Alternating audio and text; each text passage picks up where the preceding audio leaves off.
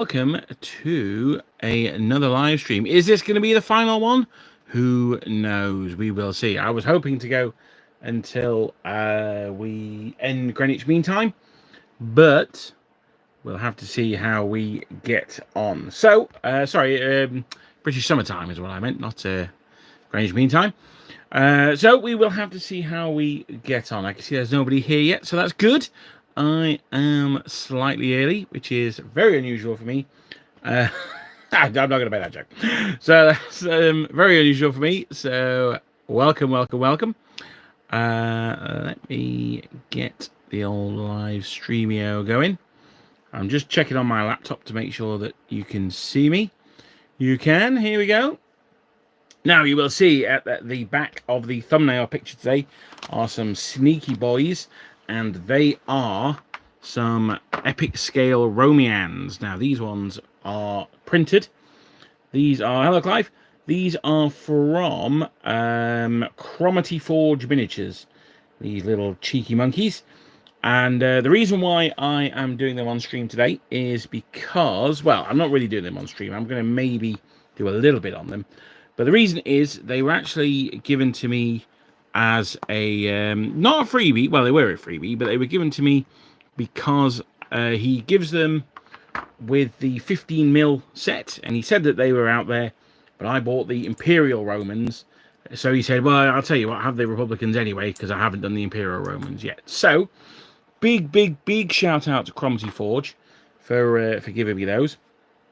And I just want to point out as well, I just wanted to have a quick look at some of the minis. So, as you know, I'm on a bit of an epic scale kick at the moment. So, hello, Bub. Hello, Ben. I'm on a bit of an epic scale kick, so I thought I'd just have a quick look at these. And these are absolutely fantastic. Really impressed with these. I think they've come out really nicely, and they didn't need any support, so that was quite nice. Now, what I've done so far is I've undercoated them white, washed them with apothecary white, dry brushed them back again white. Now I've just picked out the flesh, and now I'm just doing the red of the shields. Now I started off by hello the tea painter. Now I started off trying to go around the designs, but it was taking far too long. So I decided in the end just to paint over the designs, and then I'll go back over them with another colour. So I'm going to grab these guys here. Now, what I'm going to do is, this is something that I believe it was Martin from Seventh Son who inspired me with this. It may have been Dom, I'm not sure. I think it was Martin though. And basically he used two different reds on the shields. And the idea behind that is it just allows a little variation. The eye just picks out the fact that they're not all identical, and it just gives the unit a bit more character. Now, you don't necessarily want sort of, you know, these guys with dark red, those guys with light red. So you want to scatter them across the strip. So I'm going to start off with those two. I'm going to leave one here. In fact, I'm going to leave those two. I'm going to do these three, and I'm going to leave the end two. So obviously you don't want the same pattern of dark shields and light shields on every strip, because then that'll look a bit silly as well. So you want to keep it ordered chaos is the name of the game. I'm using a very small brush for this because I've only brought one brush up with me, and today I want to focus mainly on getting the horse furniture done. And the reason I brought these guys up is because I also want to get the brass done. Now I'm going to use the same colour for the bronze on these guys as I am the brass on my French cavalry. So, hello Paul. Just been reviewing your performance for an event vid. Oh, hello, hello Dan. That will be my performance at the team championship for Lord of the Rings that we went to at the weekend. I shall talk about that as we're going on. So I'm just going to grab this one here. Now, as you can see on this strip, I did two. I missed the end one, then did the next two. So I don't want to do two here. So I'll do this guy.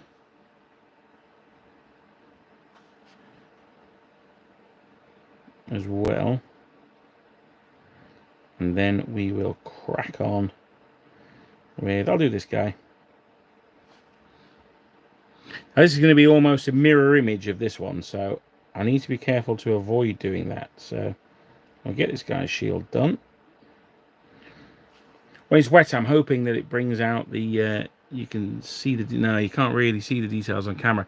I've got my my light on, but it's washing everything out a little bit too much, I'm afraid. Let me turn it off, see if it helps. Might do, it might not. I will turn it off for now, but I will put it on again later. So I've got the 3 there. We'll do this guy, and then we'll do the end guy, I think. So there we go, and then we'll do the end guy. So you can see that these 2 strips, they are very different from each other. Now, there's only so many variations you can do, and I'm not sitting down with a chart and working them all out. I'm just doing them what feels right, really. And it also means that if you get some paint onto the shield next to him by accident, well, guess what? He's going to have that coloured shield as well. So there we are. Job's good. Happy with that. Now, the final effect will hopefully look something like this. If you look at the strip on the left, as you can see it, you've got 2 dark ones there, and a dark one there and there, and the rest of the lighter ones on this one. You've got dark, dark, dark, dark, and then lighter ones on the rest of them. So as I say, it's just going to provide a little bit of contrast, a little bit of differentiation between the different men. So thank you again to Cromarty Forge. They are absolutely superb. Top customer service. Cannot recommend them enough. So let's have a look at how we're getting on with the chat. I've said hello to people as I've seen them, but not everyone. Wargaming History, hello. Bob, you've managed to get an actual club started in my area. Fantastic. Regular show by my house, but now we've got a place that isn't my dining room. That's absolutely awesome, mate. That is how these clubs start. From tiny acorns do mighty wargaming clubs start. So that's fantastic. Really, really well done.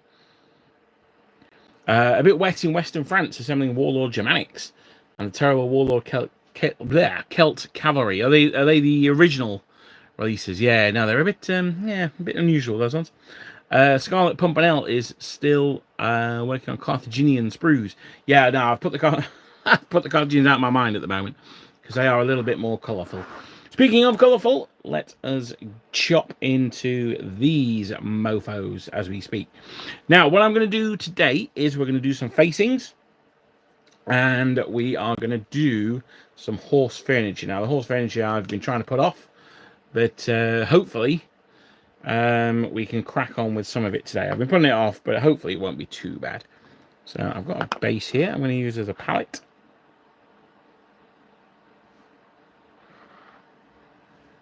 Now, as I always say, if there is an option to use pink for a facing, then it behooves you to use it. So here we are. We've got some pink chasseurs.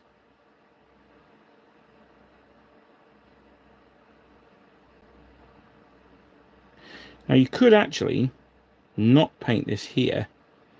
You could wait until you chop them off the sprue.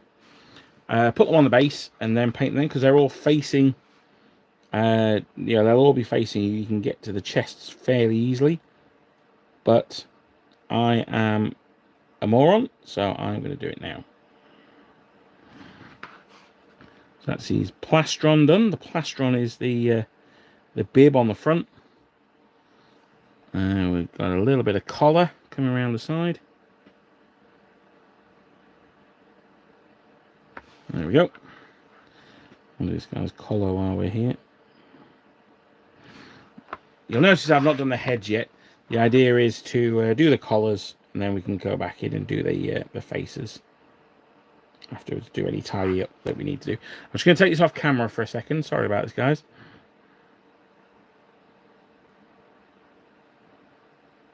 I know you're well used to it by now, though. There we are. That was just so I could get round the back of his neck. Now, there's no cuffs. Is there cuffs? Yeah, there is cuffs. I thought they were wearing gauntlets, but they're not. So there is cuffs as well. And then there's also the wolf's teeth on the edge of the sheepskin as well. Don't forget that the end of the roll here is the facing colour as well. So although you're not using that much of it, you're using it in quite a few different places. Now, I don't seem to have done these guys as legs. So the stripe down the leg should also be the facing colour. So I'll do those. Hopefully I'll get away with that, hopefully. As far as Zukov's boots, you weren't late. It was in a shocking twist. I was early. So let's just say that you're a wizard and that you arrived precisely when you meant to. We'll go with that one. Now I'm going to do the lancers as well. They are also going to be pink. Now these guys do have big heavy gauntlets on, so they go up past the wrist, in this case up to the elbow, which is probably, they wouldn't have gone that far, but on a 12mm figure, I think we can forgive them. Although that said, you can hear in the background my printer whirring away. That's the fan on the printer. I am currently doing some epic scale, so 6mm Sisters of Battle. Now, the sculpt for the Canoness actually has a scar on her face in 6mm, which absolutely blew my mind. So I'm not sure that's going to print. I'm certainly not sure it's going to take any paint. But the fact that he included it is pretty mind-blowing to me. So I'm just going to do the teeth here. Stripe on his leg. That might need a second coat. I'll come back to that in a bit. Painting over black with a light colour such as pink, always going to be slightly more difficult. There we are. Evening. Hello, Alid. That's awesome to hear. I'm going to try to get to CrackCon. I don't think I'm going to be able to this month, as my friend's getting married. So it's rather hit me financially. I'm not sure I'll ever recover. So that's why I say I may have to give CrackCon a miss. But we will see. We will see. Hopefully I'll be able to. Anyone who wants to super chat me some train fare for CrackCon, more than welcome to.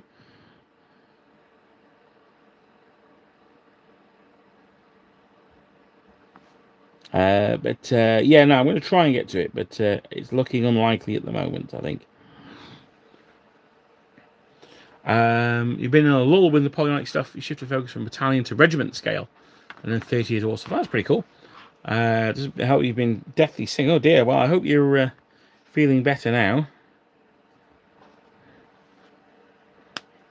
I spoke to my my erstwhile teammate from the Lord of the Rings team event earlier on. He's not feeling very well either. He's got post tournament lurgy.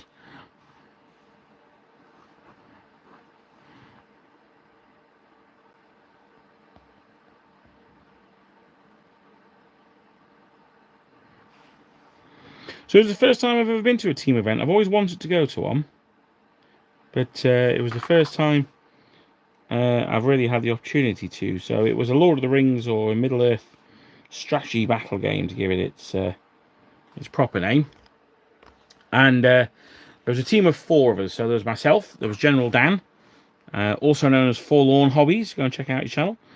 And there was James Lamin, who used to be on a YouTube channel as well. He used to be on Triple Crown Gaming. And his brother John, who did 1 or 2 episodes on Triple Crown Gaming. So we took 4 armies with us. You had to take 2 good and 2 evil. Oh, Jack, thank you very much. That's very kind of you. Thank you, sir. I was only semi-joking, but, well, thank you very much. So, cheers, mate. I'm quite touched. Did you miss it? So, Charles, no, you didn't. Sorry, no. So, thank you so much. Right, so yes, we went to Lord of the Rings event. There were 4 of us, so we had to take 2 good armies and 2 evil armies. Although there wasn't really any reason that we had to, other than they told us that we had to. It wasn't as if the evil armies could only play good armies or anything like that. So it was a bit strange, but that meant I had to leave my beloved Harad at home and take another army. Now, I've recently just completed a Gondor army, so I thought I could use my Gondor, or I could expand the Gondor, and I went with a fiefdom's army led by Prince Imrahil of Dol Amroth. So he is a bit of an animal in close combat. I think sort of Lancelot, and that's you can't really go far wrong there. He's actually quite a nice guy in the books, though. So maybe not Lancelot, but he's a top knight. Forlong the Fat accompanied him, also on a horse. Now he's very strong. He's got a lance as well, so he can really dish out the pain. Although we didn't really do that much in this tournament, he was more of a support character. So I had those 2. I had Hurin, who was a Gondorian character, and he has a special rule that lets him bodyguard for Prince Imrahil, because although he's not a Gondorian, he does have the Gondor keyword. So that was quite nice. And I also had Madril, and then a bunch of men-at-arms with the pikes, some clansmen of Lamadon. You'll have seen those on stream when I painted the kilts. And I also had some Fountain Court Guard and a bolt thrower thrown in. So that was my army. General Dan, he took... what did General Dan take? General Dan took the Defenders of Helm's Deep. So he had a load of Rohan Royal Guard. Everyone had to be on foot for this army. So he had loads of Rohan Royal Guard. He had some elves to help them out. How have I missed this horse's entire head? Oh, dear. Right. Luckily, that's the one paint I brought up with me. Yeah. Oh, I don't know. Right. Yeah, so he had some elves. He had Theoden, the elf who fights at Helm's Deep in the film. What's his name? That guy. The royal standard of Rohan, and Haleth, the little kid, and someone else. Haldir, that's the elf guy. So that's what he had. And then James took the first evil army. He had the assault on Helm's Deep, so he had Uruk-hai with 2 ballista, no Saruman. Now he's a huge Saruman fan, so no Saruman, and a bunch of crossbowmen. And John took the Depths of Moria, so he took the Balrog and a bunch of goblins. So the way the matchups worked was the captain of each team put forward their vanguard player. So I had to put forward a player. And then you also, when you saw who the opponent's vanguard player was, you then picked 2 of your players to put forward to face him. But the vanguard player got to choose of those 2 which one he faced. Then the obviously you'd swap over there. Then the vanguards who weren't chosen would then the 2 players that weren't picked there would play each other. Then the remaining players would play each other. So it was a little complicated, more complicated than it needed to be, but it led to some interesting matchups. So Zukov Boots Bolted Action 3rd edition has got you somewhat sidetracked from Napoleonics. The mere 24 Soviets with submachine guns, an officer, anti-tank rifle, and a few riflemen. 2 MMG teams and 2 medium mortar teams to go. Well, I think that would be reasonable. That is the new hotness, and you are Zukov's boots after all. So I think that's reasonable. I have finished printing my Japanese infantry anyway for the new bolt action, and then when I saw that they're not coming until 2025, that's kind of okay, fair enough. And so I'm back to the Americans on bolt action. So we had good morning from San Francisco. If you ever get home, well, I hope it's not too long for you, Jason. I hope that you managed to avoid all the problems on the roads in San Francisco. And I hope you get home okay and get some painting done.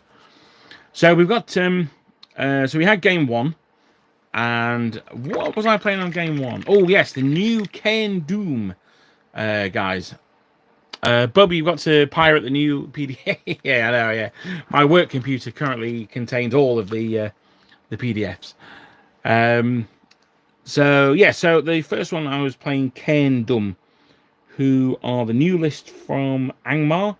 So Angmar is the Witch King's city, or his well, not his city, his realm.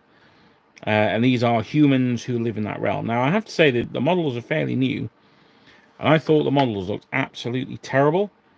Saw them in the flesh. They are stunning. They are absolutely gorgeous models. So I thought they looked absolutely humongous. They looked a bit silly, but they're not. In the flesh, they are absolutely stunning models. Highly recommend that you at least look at them in the flesh before you make an opinion whether you like them or not, I would say. So yeah, so I played him on game 1. Obviously, it was a new army to him, because it's a new army to everyone. I wasn't that impressed, to be honest. His characters were very powerful, but they weren't as powerful as my characters. So, yeah. So he got an absolute whipping in that game. So that was quite a nice start. That was good. Game 2, I fought again. What did I fight against game 2? Dan, if you can remember what I fought against, because I can't remember. Yeah, still cracking on, Mike. Still got to go for that grind. Clive, you missed things like horse's head. Yeah, absolutely. Yeah. At least I didn't wake up to find it in my bed, I suppose. So there is. I should be grateful for that. Bolg. Oh, that's right. Yes, no, I played Bolg in game 2. Thank you, Dan. So Bolg is a character from the Hobbit movies. If you've not seen the Hobbit movies, then consider yourselves truly blessed, because they are appalling.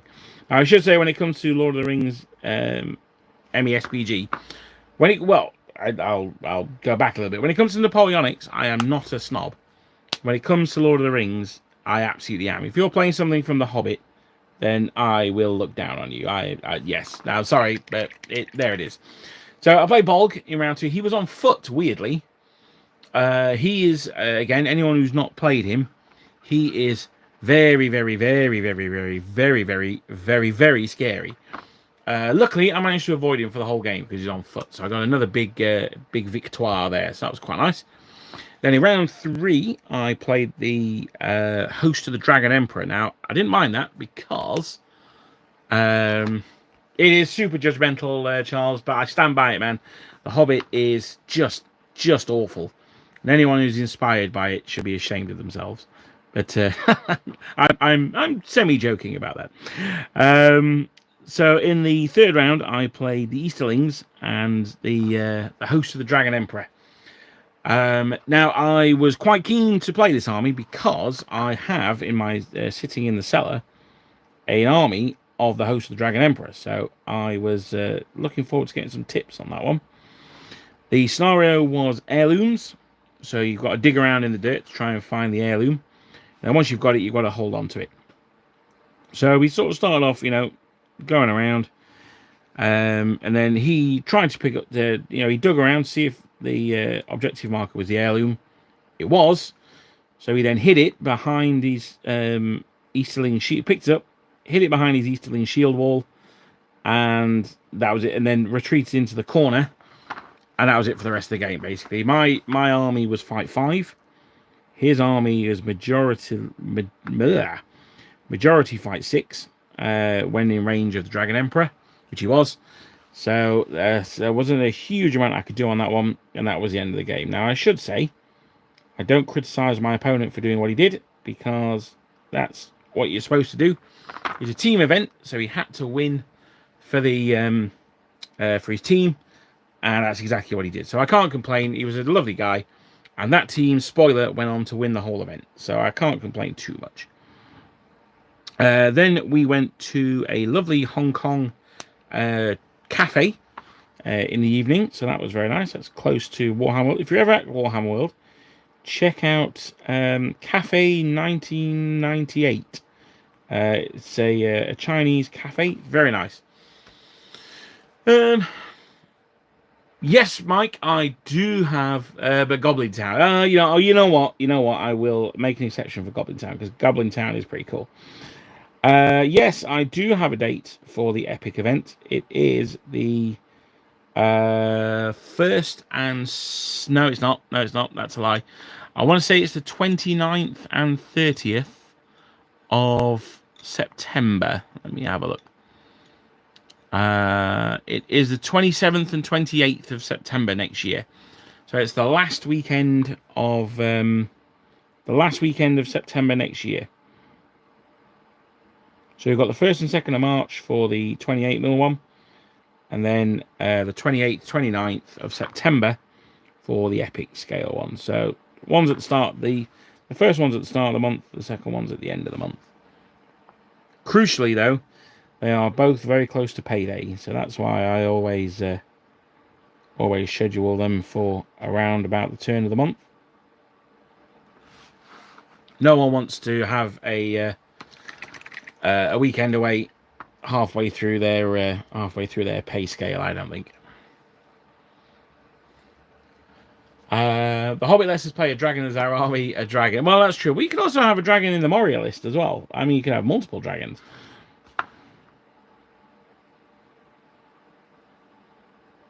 A friend of mine and Dan's has actually taken Smaug to competitive events before. He is not competitive. He's good fun, though. So that was the end of day one. So we woke up bright-eyed and bushy-tailed for day two and more action. The team had won 6 games and lost 6 games on day one. So we weren't doing amazingly well.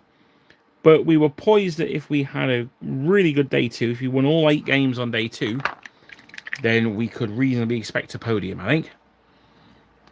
So we went into game 4, and there was much shenanigans with the picking of the players, and I ended up with what did I end up with? I ended up with the Last Alliance. Now I've used the Last Alliance quite a lot. It was Gil-galad and Elendil. A bunch of Númenóreans, and a bunch of elves. So I've used that army quite a lot, so I knew it quite well. I was pretty confident going in that I was going to do quite well. Obviously Gil-galad, again, if you don't know, Gil-galad is the king of the elves, and he is absolutely rock solid. He is ridiculously good. So I wanted to try and avoid him, so I sent a probe of knights forward and kept my my shield wall, my pike wall back. And then I thought, oh no, I need Imrahil to babysit the pike block, not the knights. So I pulled him out of the attack, and that was absolutely, as soon as I'd done it, I thought that was absolutely the worst thing I could have done, because it let Gil-galad have absolutely free reign. He slaughtered all my knights,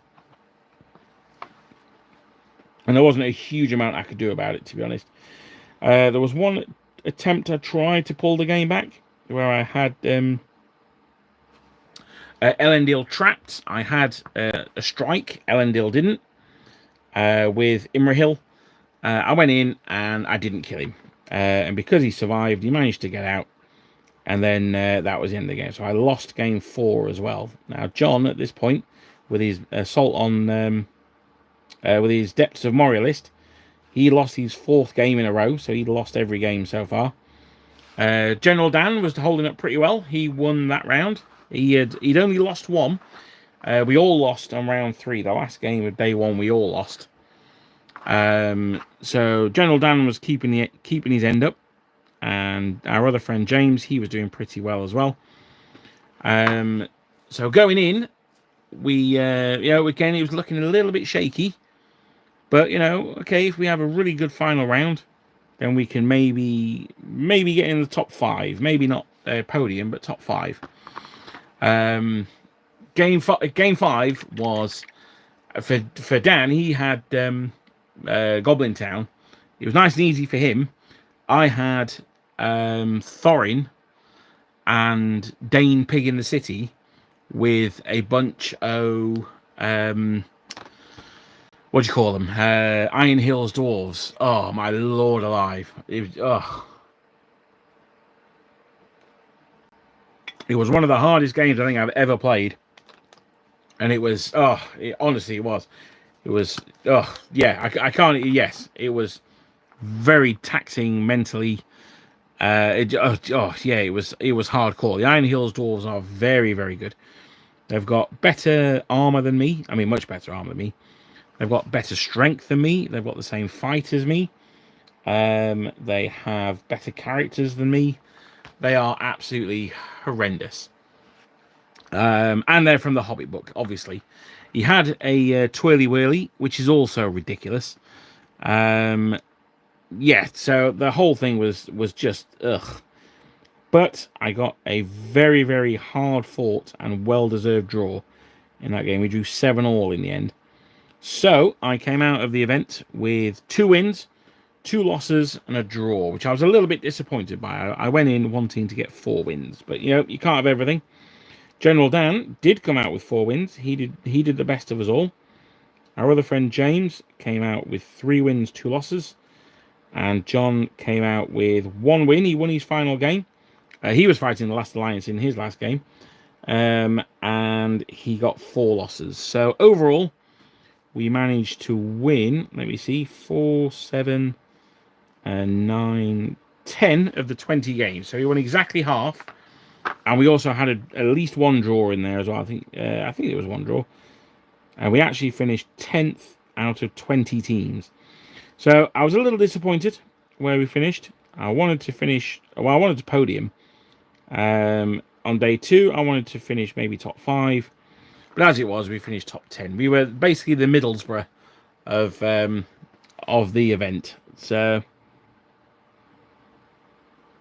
or the Fulham. There you go. That'll keep Dan happy. So yeah, overall, would I recommend the team format? Absolutely. It was awesome. It was really, really good. The way they did the matchups was a little bit obscure, a little bit weird. I'm not sure why they had to do it that way, but that's the way they did it. But yes, no, it was an absolutely fantastic weekend. I really enjoyed it. I think General Dan did as well. If the tickets are available next year and the rules aren't rubbish, then I absolutely will be going again. My finger on the trigger to buy some tickets for it, because I absolutely loved it. Next year, again, depending on the rules, I might take Angmar. I managed to avoid them all weekend, so that was quite nice. Or I might take my Easterlings, depending on how we go. Or possibly even Harad, if they're still in the game, which I'm not sure they will be. James won his last game as well. Oh, did he? All right. Okay, well, fair enough. So we got 11 wins and a draw then. So that's not too bad. A bit of a cheeky, but I'm painting some Duchy of Warsaw and French Infantry and Gatecoast STL I converted from Bavarians. Well, I mean, that's fair enough. Why not? If you... I've got no problem with conversions. I think that's a good way of doing things. After the Hobbit tangent, do I dare ask if you've seen the Rings of Power? Yeah, I mean, yeah. I mean, I have no, I have no real enmity for the Rings of Power, because I just completely blank its existence. So a little bit like any Star Wars film after.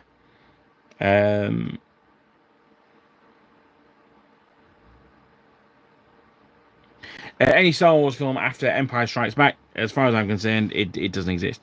Everyone tells me that Rogue One is a great Star Wars film. No, I thought it was terrible. Although that said, the end scene of Darth Vader in the spaceship was absolutely epic.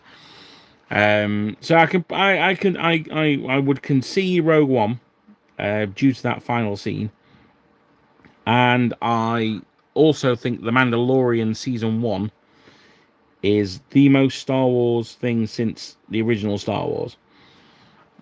Even more so than the sequels, I think.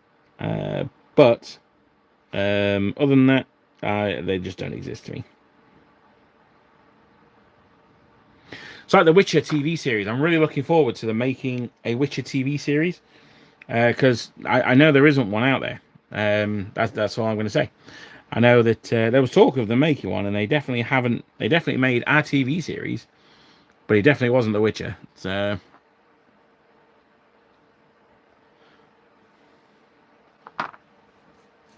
Yeah. Oh, sorry. Yeah. I meant chronologically after the original trilogy. So Clone Wars and the original trilogy. Sorry, no, I didn't put that across very well. Yeah. Sorry, no, the Clone Wars and the prequel trilogy are okay, and the Knights of the Old Republic computer games, both of those are just sublime. Sorry, Charles. Rogue One it didn't tickle my taste buds, mate. The robot thing was quite annoying, like the tactical droid. Yeah, no, I can't really remember much about it, to be honest.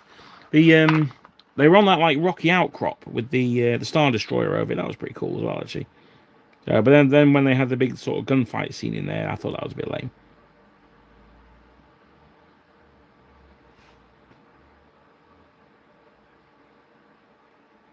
Now, one thing I haven't seen, and I'm told it's very good, is Andor. So let me know if Andor's worth watching. Because I haven't seen it. I watched the first episode, but I wasn't really watching it. So if I start Andor again, I shall rewatch the first episode. Because I was sort of like concentrating on, I think I was painting at the time. So I was concentrating on, that's right, no, I was building some models at the time. So let me know if Andor's any good. So I got a sprue of Epic French as my order freebie from Warlord. Where's can I? Yeah, you know what, mate? I'm exactly the same. Yes, I'm exactly the same. But just dive in, mate. At the end of the day, do your best, and take it from there. I mean, ultimately. That 99.9% of the details, no one's going to be able to see anyway. You're going to know they're there or they're not there, so it's good for you. But 99.9% of people won't care either way. So just jump in, give it a go. But yes, finish your Soviets first. Finish the project you're on, and then give yourself over to the epic goodness. And then, before you know it, you'll have an army ready for the end of September.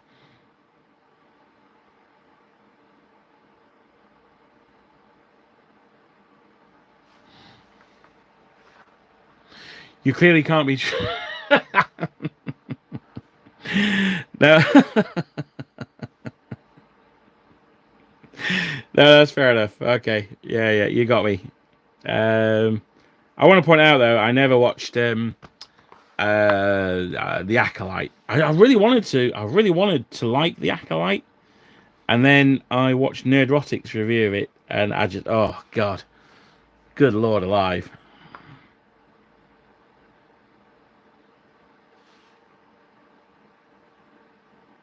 I'm the kind of person, though, who wants, if there's a TV series, I will watch the whole of the series, because I'm like, well, the story can't really judge it unless you've seen the whole thing.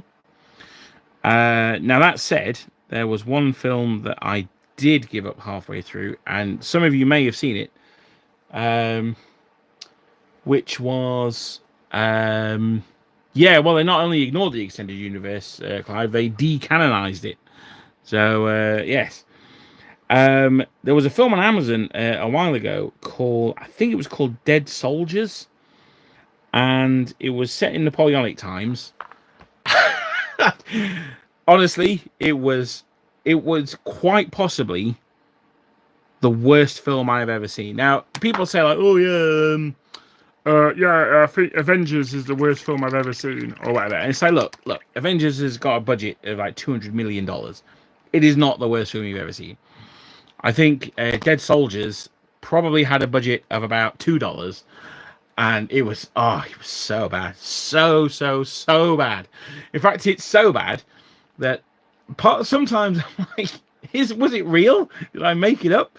But I'm fairly sure it was. So it was about a guy who, it was the 100 Days, and he was a spy, and he was trying to get back to Wellington to warn him that the French had, what's the word? Repatriated the bodies of the old guard who died in the 1812 campaign. So they were like the, the super hardcore veterans.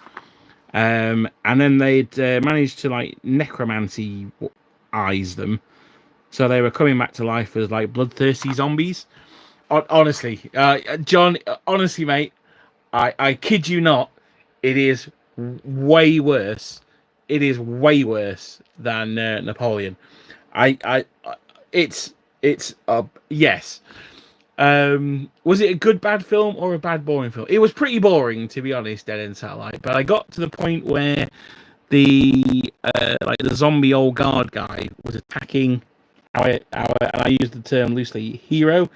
But no, honestly, it was absolutely appalling. It was on Amazon. It was on Amazon Prime. I'm not sure if it still is, but honestly, I can't get over how appalling it was. It was only something like 80 minutes as well, and I still couldn't get to the end. It was shocking. It was so bad. I've just Googled it. Let me see. No, it's not Army of the Dead. It's Dead Soldiers. Let's see if it's this one. It probably is. There's probably like 100 films called Dead Soldiers. But yeah, no, it was not good. It was not good at all. The thumbnail was like a British redcoat zombie. So if you ever sort of scrolling through Netflix, well, if you're ever scrolling through Netflix or Amazon Prime or something, and you come across it, please let me know, because I need to know that it's actually a real thing that really happened. Oh yeah, no, it was a jam, that's for sure. So yes, no, it was worse than Napoleon. It was actually worse than Napoleon. I still haven't managed to find the time or indeed inclination to sit down and watch the director's cut of Napoleon yet. I'm sure I will do at some point, but it's not high on my list to watch. I'm going through back through Justified at the moment, so that's what's on my to watch schedule. Although I'm really looking forward to Brian Cox is doing a series on the universe. I'm really looking forward to that starting. Also, those of you in the UK, there's a film that BBC4 is showing next week called Threads. Would highly recommend that as well. It's a film about the aftermath of a nuclear attack on Sheffield, which is where I'm from and currently living, in the 1980s. So if nothing else, you'll be able to see the city that forged the young Napoleonic Wargamer, because it's all Sheffield in the 80s, and you'll see the absolutely horrendous council offices that we had in the city centre. Now, thankfully demolished. They were locally known as the egg boxes, and they were not good.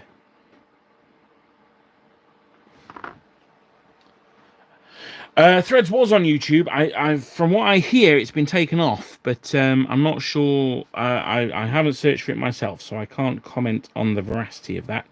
Or it might have been taken off in, say, America or Canadian YouTube. When I was at Adepticon, I discovered that YouTube in America plays when you close the window, so as if you've got YouTube Prime. Oh, that shit was absolutely lit. That's the thing that's made me most want to get YouTube Prime, but I still haven't. And then just the sheer number of adverts is driving me to it as well. And I know that's what they want me to do. I know that's why they're putting all the adverts on. But there comes a time where I think you just have to stop swimming, don't you? And let the tide carry you. Now I'm hoping. Now this is pretty much it. I'm just going to take the sprue off camera a second, because I need to check the inside of this guy's arm, which I can't do while we're on there. Right, okay, so square that up a little. I'm doing here. I've also made a decision on my basing as well. Now, you may remember a few weeks ago, I rebased some Grenadier Cheval. That is not what I'm going to do with my basing. So those guys will be coming off that base. Because I have decided, and Mike, I'm going to come back to your question in a second. I did see it. Fallen Soldiers, that's the one. Fallen Soldiers, yes. Yes. Fallen Soldiers. God, it was awful. Yes, please do not take this as a recommendation to watch. Even if you like the Silver Bayonet, which I do, it's awful. I mean, it is awful. Now, obviously, you're all going to go and watch it because you want to know how awful it truly is. But, oh, my Lord alive. I don't know. What does he get on there? IMDb. Let's have a look. 4.5? That is insanely generous. Oh, no, it's not good. It's not good. So you can, you can rent or buy it on Amazon Prime for 99p. I would suggest that you save 99p. But, I mean, you know what? You got to try it out, haven't you, really? Fallen Soldiers. Yes, no, brilliant. Bub says that the director's cut does not. Well, thank you very much for suffering through it so I don't have to. So I remember Threads the first time it was shown, not a barrel of laughs. Well, I can assure you, being in Sheffield in 1985 wasn't a barrel of laughs either. But joking aside, apparently it's never been shown again. It's never been repeated. It was on DVD for a while, and there was a telephone box that I used to walk past occasionally that had like a full size sticker in the sort of the glass of the telephone box of the traffic warden with the bandages around his face. Yeah, it was pretty creepy, I'm not gonna lie. This is like, as a 30-year-old, I thought it was quite creepy. But yes, now Threads, definitely check out. Fallen Soldiers. Do so at your own discretion. I can neither promote nor deny Fallen Soldiers. Oh God, it's awful, so bad. You got a higher rating than Borderlands. Well, that's true. Yeah. Well, I mean, what is it? I mean, the real question, I guess, though, is it better than Morbius? That I think would be the. If it is, then there's not really much more to say, is it? I mean, you've got to go out and watch it.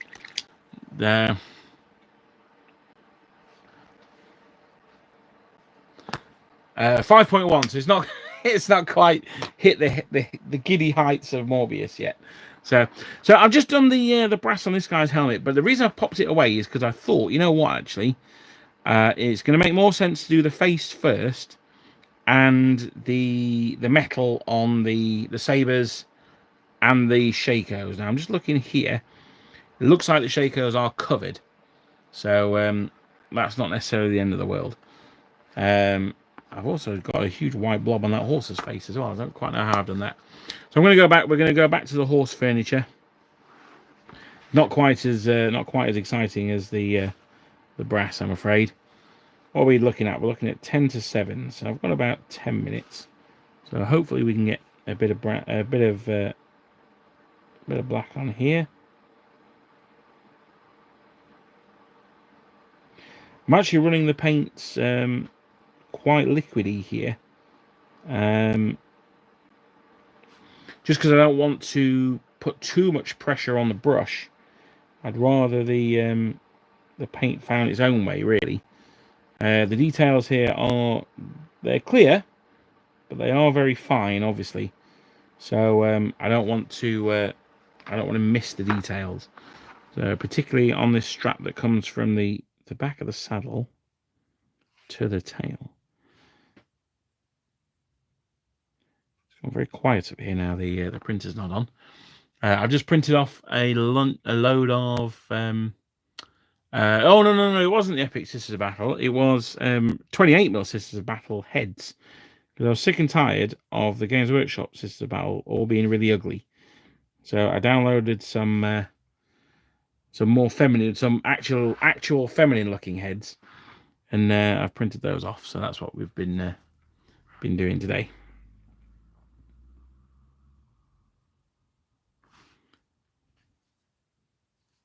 So excuse me 1 second. I'm just doing the reins over the horse's head. Now be careful when you're doing these, because this is the part that you're going to see the most, because they stand sort of line abreast. So the front of the model is the thing that both you and your opponents are going to see. Well, I guess you'll see the back of the model most of the time. But yeah, just spend a little bit of attention on the horse furniture around the face.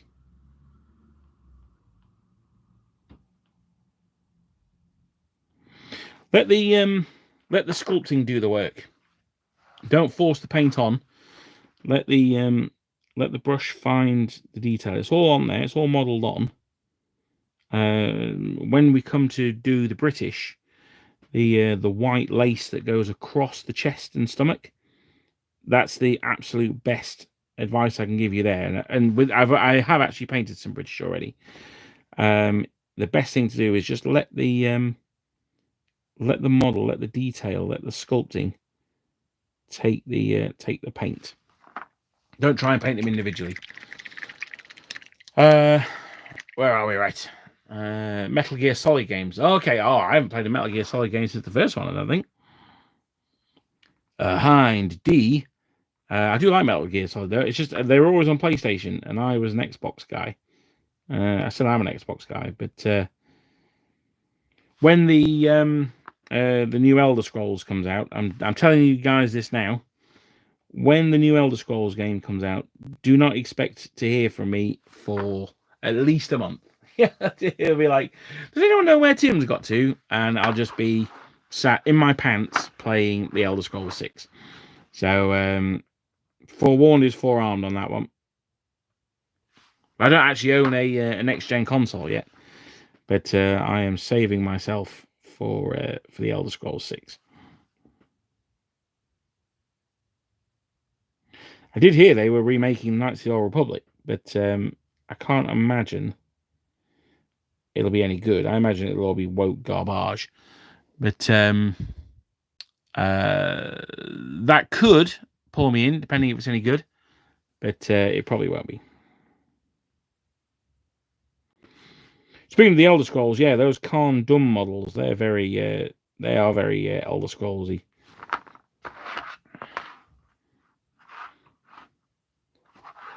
You'll be shocked to hear that I was not a Stormcloak supporter on my first playthrough.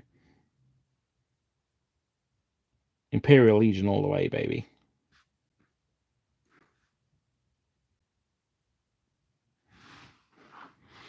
So I'll just turn them upside down. I'm just making sure I do underneath the bridle as well. Because that's on these smaller models, the underneath of the bridle is actually quite a large area in relationship to the rest of the model. So make sure you do under there, otherwise you're going to end up with white poking through around the edges. So just getting his horse furniture done as well.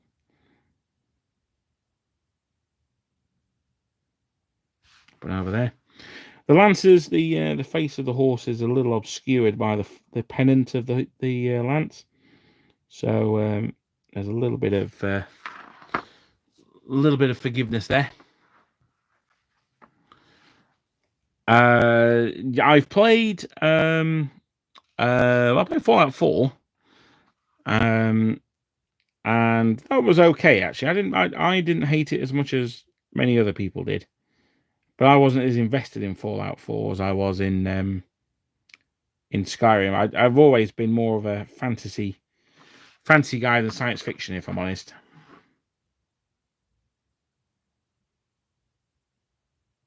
Hence the Lord of the Rings rather than 40k.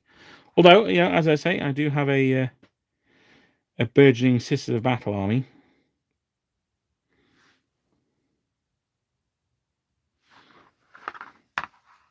I've just bought the the big box set with the Arbites and the sisters in. So that's why I'm printing the heads. Looking forward to putting that together at some point when I get the time, whenever that's going to be. I'm going to get this horse furniture done as well, because I want to get at least these top 2 rows a little bit further along. Because I no longer have any fiefdoms to paint, hopefully over the weekend I'll be able to get a bit more on these guys done. And then next week, which will be certainly the penultimate, if not the last one, then we will... will it be the penultimate one? No, it won't be. There's a few more to go yet, isn't there? The pre-penultimate one, then we'll take it from there. Now, I should also say as well that about the CrackCon, I did mention I'm off to a wedding at the end of the month. And it's also my birthday, so there won't be any video on... Well, there certainly won't be a live stream on the 30th. On the Sunday the 3rd, there might be a video. But it'll be different from normal. I'm planning on visiting the Guards Museum in London while I'm down there. So it might be a tour of the Guards Museum. We will see. We will see. That's not for a while yet. So Metal Gear Solid 2 is worth a play. I may have played Metal Gear Solid 2. I don't think I did, though. Might have done back in the day. Because I used to have the original PlayStation. I had one of those. So if it was on that, then I probably did play it. Hello again, Chesbury. Hello. How did the Lord of the Rings tournament go? Oh, you'll have to look back on the video. We've talked about it at depth. Not as well as I'd hoped for me. General Dan did very well. My friend James did well. I did, yeah, and our friend John did absolutely appallingly. But he's been fully roasted for that, so I should be nice to him about it, really. I'm just doing the Shakos. I did bring up the black contrast paint to do these, but as I'm here with the black paint, I think I'll just get them done. I'm trying to avoid the pom-pom, because I want that to pop. I want that to be quite a colourful thing. You could do the helmets here as well. That would give a bit of depth to the black, but I'm not going to. I'm going to do them with brass over the white, and then I'll use a wash to tone them down, because I'll use a wash on the flesh as well.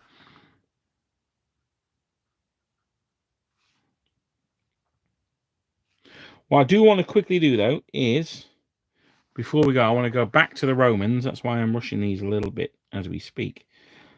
And what I want to do is I want to show why the Romans are a really good epic army to get started with. And not just that, but how we can do that on our Napoleonics as well. So just let me make sure I've done the top of the Shakos. Fantastic. These guys coming along really nicely. Very, very pleased with them. So what I want to do is I wanted to look at the brass of their helmets. Now, I was hoping that I'd do this after I'd done the Lancers helmets, but we're just going to crack on with these. I'm going to push this down a little bit because they're... What I want to do with this is I want to show you how quick these figures can be painted. So what I'm looking at here is I'm just going to do the helmets, and it is literally a splodge like this on the front. Quite a bit of paint on your brush to start off with. Not a huge amount, but quite a lot relatively.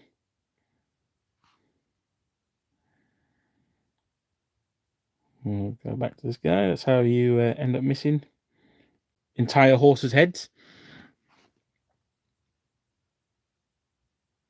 We'll go right here now. I can see some of the print lines on these guys pile them, but that's okay.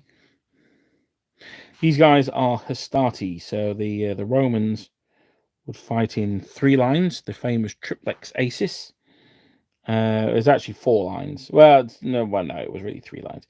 The front, you would have the veletae, or the velites. They would be light troops with javelins. They were usually the poorest of the the citizens of the army, not landowners.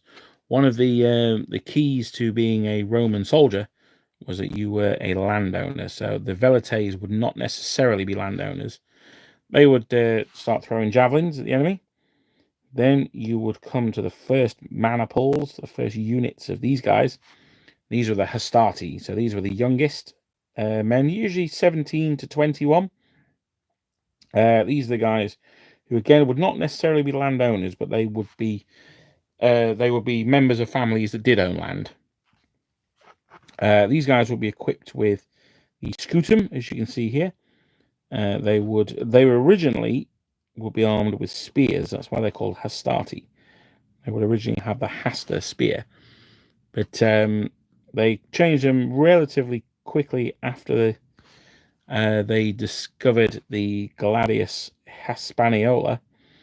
So these guys have now got the pilum, the famous throwing spear, the same as you would have in Imperial Rome, and they have the gladius hispaniola as well, which is the usual infantry gladius. Armor-wise, they would have a bronze chest piece, although they could also have mail shirts as well, chainmail shirts, that is. But these ones have just got the the chest piece. Now the equipment would be provided by the soldier himself, so you can have a bit of variation. This guy is going to have cheek pieces on his helmet because he's on the end. I want him to look a little bit spangly. This guy's not going to have cheek pieces because getting to them is a bit of a pain. So you can just make it as simple as that. This guy has cheek pieces modelled on. So I shall paint those.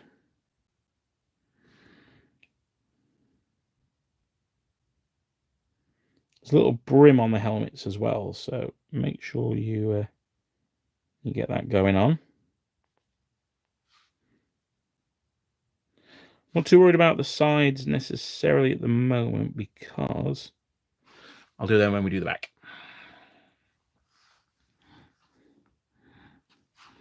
So on the back, I'm going to do. You saw I did the bosses in the center of the shields. Those would actually the way you would hold the shield is you wouldn't hold it like a medieval one. You would have your fist in the shield, sort of pointing like this. So if I and you would hold the shield bar like this.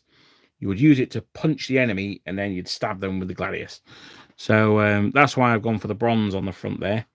There is a spine, central spine. I'm probably not going to do that bronze. I did think about it, but I probably won't.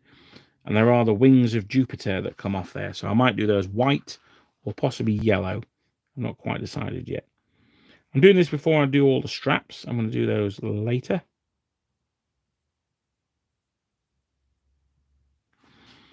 But this is yet another period that I've found myself seduced into. I blame Martin entirely for this, and the chaps over at Cromarty Forge. So go and have a look at their Rangers if you're not sure. They are absolutely stunning, though. You will not be disappointed by Cromarty Forge. That I can guarantee.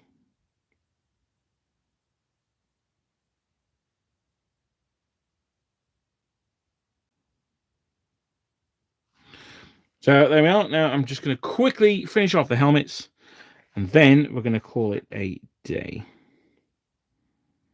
I don't quite know how we got from French to Romans, although we started off with the Romans, didn't we, actually? So there we go. It's come full circle. Try and avoid the plume if you can. It's quite difficult, actually. Turn around so I can see them properly.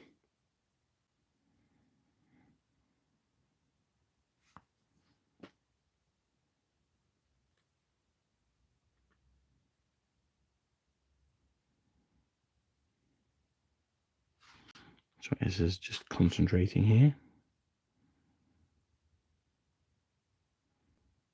This is great radio as always.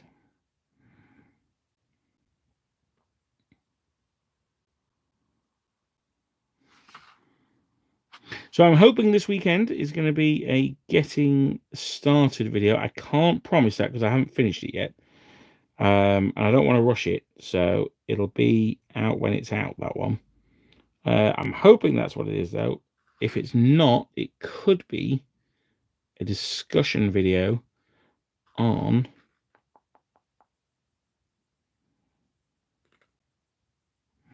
we're going back to an old favorite of mine, going back to cavalry and squares. The reason being, I think one of the things that black powder doesn't do very well is really give you the feel of a good cavalry charge.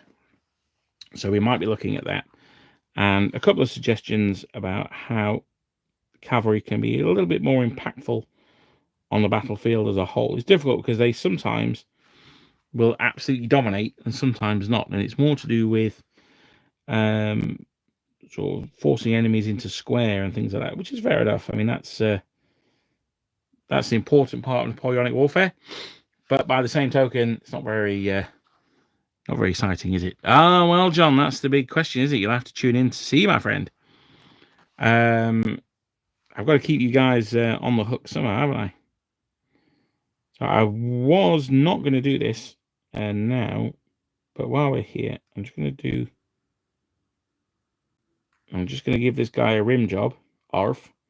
That's this video demonetized. As I do the rim of his shield. Obviously, that's what I'm talking about, YouTube. I don't know who the head of YouTube is now. I know it's certainly not Wizjicky anymore. That's for damn sure. I've gone over onto the red a little bit there. Phil, I salute you, sir. You are a fine gentleman. We can Roman together. Although I haven't said that, in the real sort of tradition of ancient Rome, we should then probably like kill each other, shouldn't we? Any idea what I'm going to do for the Latin allied maniples? Well, Warlord do Italian allies. They do them for the Carthaginians, but Cromarty also do them as well. So I'll probably get some Carthaginians. By the Second Punic Wars, the Ala, or the Italians, would have been equipped the same as the Romans, but that's hella boring. So I'm not doing that. I'm going to I will do them in their traditional garb. So that is one sprue of Romans getting there. You'll notice I've not washed the skin. That's because I'm going to wash the skin and the helmets at the same time. So there we go. Thank you very much, chaps. It has gone. Oh, I'm going to get in trouble. It's gone along 7 o'clock. Thank you for joining me. I think we're really getting along with these French cavalry now. The light has fully gone. It is now fully dark. But thank you for joining me. And I hope to see you guys at the weekend for another video. And we'll have another go next week. And I shall see you guys then. Cheers. Thanks.